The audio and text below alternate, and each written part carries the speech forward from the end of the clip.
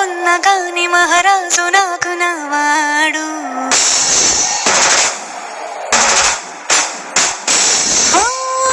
మాట పెడుసైనా మనసులో వెన్న రాయిలా ఉన్నవాడిలోన దేవుడెవరికి తెలుసును నాకన్నా.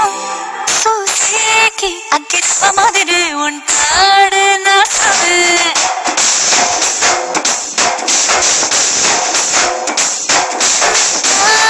పత్తి పువ్వుల మరి సంటాడు నా సవే.